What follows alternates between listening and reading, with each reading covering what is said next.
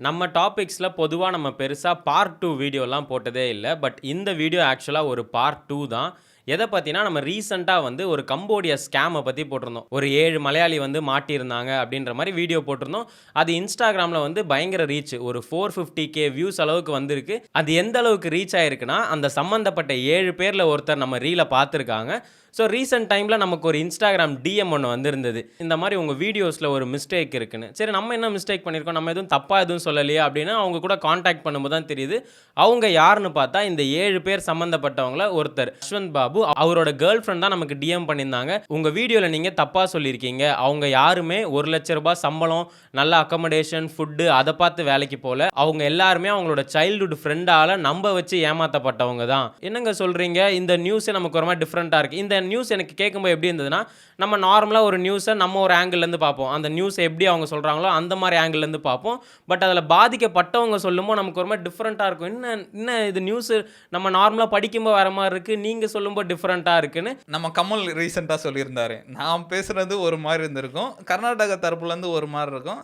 ஸ்காலருங்க சொல்லும்போது ஒரு மாரி இருக்கும்னாரு. அந்த மாரி தான் இது. அவங்க இந்த இஷ்யூ எக்ஸ்பிளைன் பண்ண விதம் எப்படி இருந்ததுன்னா, நம்ம வீடியோல சொல்லியிருந்தோம், இவங்க யாருமே ஃப்ரெண்ட்ஸ் இல்ல அப்படின்னு. பட் ஆக்சுவலா இவங்க எல்லாரும் ஃப்ரெண்ட்ஸ் மாரி இல்ல. எல்லாம் ஒரே இந்த 7 பேர்ல ஒரு 4 பேர் ஒரே ஏரியாவை சேர்ந்தவங்க. ஸோ அவங்க எல்லாருக்குமே அவங்களுக்குள்ள எல்லாரும் தெரிஞ்சவங்க தான். ஸோ இவங்க மெயினா இந்த ஜாபுக்கு போன ரீசனே பார்த்தோன்னா, அவங்க ஏரியால இருந்த அவங்களோட சைல்ட்ஹுட் ஃப்ரெண்ட் ஒருத்தர் வந்து இந்த கம்போடியால ஒர்க் பண்ணியிருக்காரு. ஸோ நமக்கு ஆப்வியஸா தெரியும், ஒருத்தன் வெளிநாட்டிலேருந்து ஊருக்குலாம் வரான்னா, அவன் பார்க்கும்போதே டிஃப்ரெண்ட்டா இருப்பான். பயங்கர லக்ஸரியா இருப்பான். இவரு கூட அப்படிதான் பயங்கர லக்ஸரியான திங்ஸ்லாம் யூஸ் பண்ணியிருக்காரு. வீடு கட்டினாரு, கார் வச்சிருந்தாரு. ஸோ அதெல்லாம் பார்க்கும்போது எந்த ஃப்ரெண்டா இருந்தாலும் கேட்போம், மச்சான் என்ன மச்சான் நீ நல்லா செழிப்பா இருக்க, நான் பாரு ரொம்ப கஷ்டப்பட்டுட்டு இருக்கேன்டா, என்னையும் ஏதாவது வேலைக்கு கூட்டு போய் சேர்த்து விட்றா, உன் கம்பெனிலே சேர்த்து விட்றான்னு எந்த ஒரு ஃப்ரெண்டா இருந்தாலும் கேட்போம். ஸோ அதே மாதிரி தான் இவங்களும் கேட்டிருக்காங்க. ஸோ இதுக்கு அவர் வந்து ஓகேடா நான் சேர்த்து விட்றேன்டா, அதெல்லாம் ஒன்றும் பிரச்சனை இல்லை, என் கம்பெனியில் வேகன்சிலாம் இருக்குன்னு சொல்லி கூப்பிட்டு போயிருக்காங்க. ஸோ கூட்டிட்டு போனதுக்கு அப்புறம் தான் தெரிஞ்சிருக்கு, அந்த கம்பெனியில் இவர் ஒரு ரெக்ரூட்டராக வேலை செஞ்சிருக்காரு. நார்மலாக எல்லா கம்பெனியும் இருக்கும், நம்ம யாராவது ஃப்ரெண்ட்ஸ் எல்லாம் ஜாயின் பண்ணி விட்டோம்னா ரெஃபரல் போனஸ் இருக்கும்னு. ஸோ அதே மாதிரி அவருக்கு ஒரு ரெஃபரல் போனஸ் இருக்குது. என்னன்னா, ஒரு ஜென்ஸை சேர்த்து விட்டால் அவருக்கு ₹1,00,000, லேடிஸை சேர்த்து விட்டால் ₹5,00,000.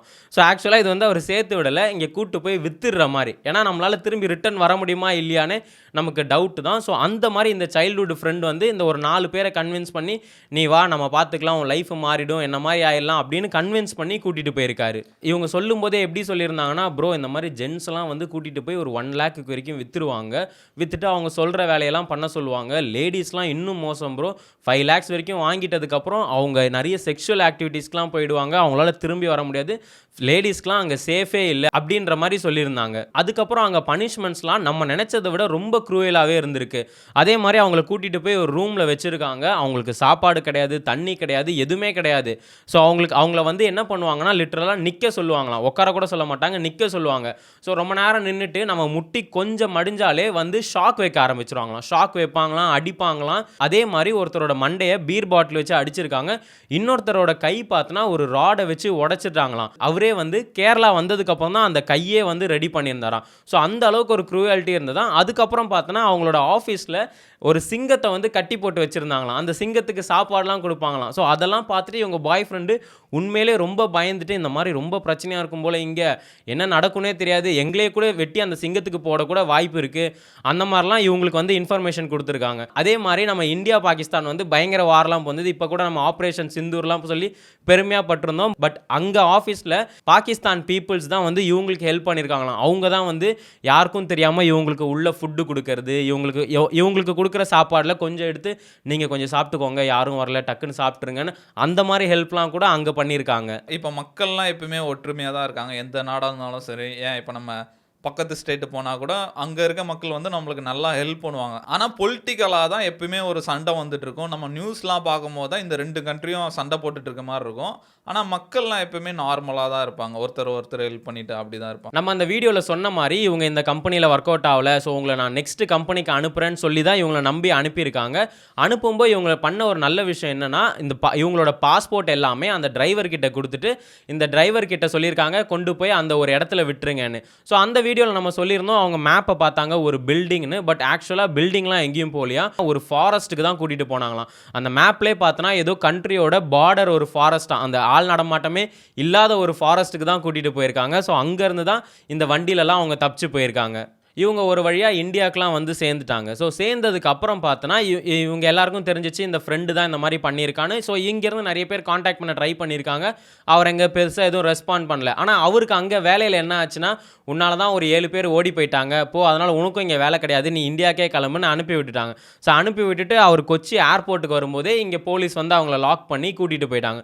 கூட்டிகிட்டு போய் ஒரு 2 மாதம் தான் ஜெயிலில் இருந்தாராம். அதுக்கப்புறம் அவரோட பொலிட்டிக்கல் இன்ஃப்ளூயன்ஸு, ஃபினான்ஷியல் ஸ்டேட்டஸ்லாம் வச்சு அவர் ஜெயிலேருந்து வந்து இப்போ அவர் ரொம்ப சாதாரணமாக தான் இருக்காராம். பட் அவரை நம்பி வேலைக்கு போனவங்களாம் இன்னும் ஒரு டெம்பரரியான ஜாப்ஸ் தான் தேடிக்கிட்டு அந்த மாதிரிலாம் சுற்றிக்கிட்டு இருக்காங்க. இந்த ஃப்ரெண்டு கூட காண்டாக்ட் பண்ணும்போது தான் தெரிஞ்சது அவங்களோட லைஃப் எல்லாம் எப்படி இருந்ததுன்னு. நார்மலாக நமக்கு இது நியூஸாக பார்க்கும்போது அவ்வளோதான், ஒரு 7 பேர் இந்தியாவுக்கு வந்துட்டாங்க, சேஃப் அப்படின்ற மாதிரி முடிஞ்சிருச்சு. பட் இவங்க கூட காண்டாக்ட் பண்ணி பேசும்போது தான் தெரியுது அந்த லைஃப் ஆஃப்டர் ஸ்கேம்னு ஒரு சாப்டரே உங்கள் லைஃப்பில் ஸ்டார்ட் ஆயிருக்கு. என்னன்னா, போயிட்டு வந்ததுக்கப்புறம் இவரால் நார்மலாக அவங்க லைஃபே லீட் பண்ண முடியலாம்.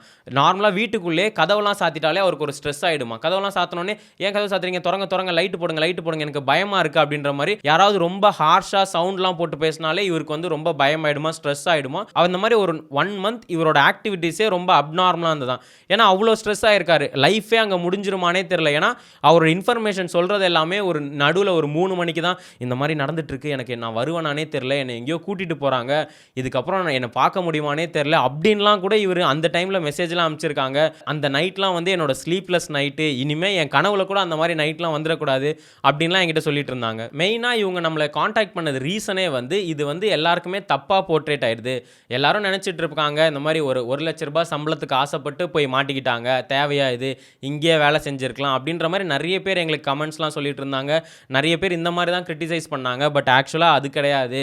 இவங்க வந்து ஒரு ஃப்ரெண்டை நம்பி தான் போயிருந்தாங்க. ஒரு சைல்டுஹுட் ஃப்ரெண்டு, நம்ம சின்ன வயசுலேருந்து தெரிஞ்ச பையன், நம்ம வாழ்க்கையும் ஒரு படி ஏற்றி கொடுப்பான்னு நினச்சிருந்த பையன் நம்மளை கொண்டு போய் வித்துடுவான்னு அவங்க யாருமே நினைக்கல. அதனால இது வந்து தப்பாக போர்ட்ரேட் ஆகிறனால மட்டும்தான் நான் உங்களை காண்டாக்ட் பண்ணேன், இதை மட்டும் நீங்கள் எல்லாருக்கும் போர்ட்ரேட் பண்ணிவிடுங்க அப்படின்ற மாதிரி தான் அவங்க இன்ஃபர்மேஷன் சொல்லியிருந்தாங்க.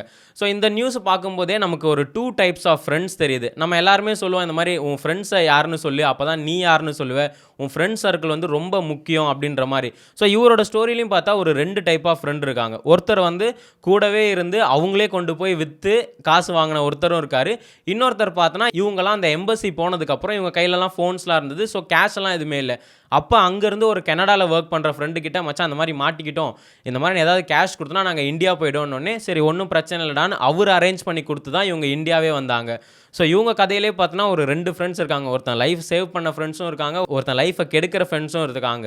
ஸோ ஃப்ரெண்ட்ஷிப்ன்றது எல்லார் வாழ்க்கையிலும் ரொம்ப முக்கியமானது. இந்த பாபா படத்தில் கூட ரஜினி சூப்பராக சொல்லியிருப்பார், இந்த மாதிரி அம்மா அப்பாவை நம்ம முடிவு பண்ண முடியாது, அண்ணன் தங்கச்சியை நம்ம முடிவு பண்ண முடியாது, நம்மளோட ஒய்ஃபையும் ஃப்ரெண்ட்ஸையும் மட்டும் தான் நம்மளால் முடிவு பண்ண முடியும். ஸோ யாரை நீங்கள் கரெக்டாக சூஸ் பண்ணுறீங்கன்னு பண்ணிக்கோங்க. ஏன்னா நம்ம பண்ணுற சக்ஸஸ்ஃபுல் லைஃப்லேயும் ஒரு ஃப்ரெண்ட் இருப்பான், நம்ம பண்ணுற பேட் ஹேபிட்ஸ்லேயும் ஒரு ஃப்ரெண்ட் இருப்பான். ஒருத்தன் சொல்லுவான், மச்சான் அடி மச்சான் ஒன்றும் இல்லை நல்லா இருக்கும் அப்படின்னு சொல்கிறவங்களும் இருப்பாங்க. இதெல்லாம் வேணாண்டா, நம்ம புதுசாக ஏதாவது ஸ்டார்ட் பண்ணுவோமா, நம்ம லைஃப்பில் அச்சீவ் பண்ணலாமா அப்படின்ற மாதிரி ஃப்ரெண்டும் இருப்பாங்க. ஸோ இந்த வீடியோ பார்க்குற எல்லாருக்குமே ஒன்று தான் சொல்கிறேன், சூஸ் யுவர் ஃப்ரெண்ட்ஸ் வைஸ்லி.